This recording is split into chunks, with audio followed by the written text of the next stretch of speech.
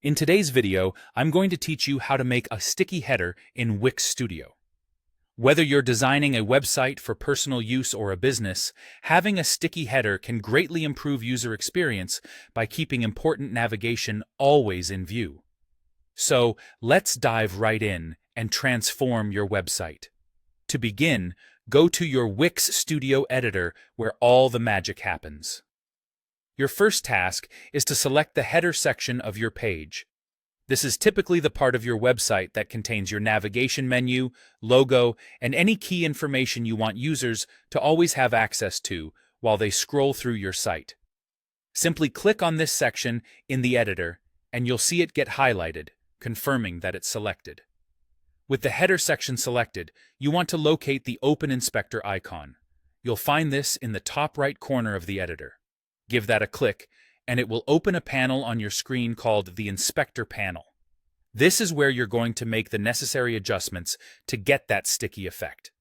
Now, within the Inspector panel, scroll down a bit until you find something labeled Position. It's here where you'll see a drop-down menu labeled Position Type.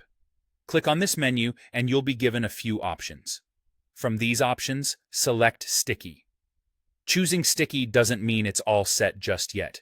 Here, you have to decide on where you want your header to stick as the user scrolls. You'll see a few choices: top, bottom, or both. Top and bottom. Generally, you might want your header to stick at the top of the viewport so it's always visible. But if your design calls for something different, feel free to adjust accordingly. There's also an optional feature here that allows you to enter an offset value. This creates extra space either above or below the sticky section. This can be useful if you want some breathing room around your header, depending on your overall design. Lastly, there's the Keep in Front option. Toggle this setting based on your needs. Enabling this option keeps the header visually in front of other content, but doesn't change its position in the site's structure. Disabling it means the header's visual position is consistent with its position in the page's structure, which might be useful for certain design arrangements or if you're keen on how elements stack on your website. And there you have it.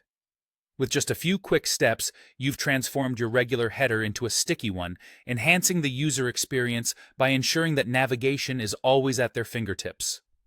Make sure to preview your site to see how it looks and feels and adjust any settings as necessary to suit your preferences. Happy designing!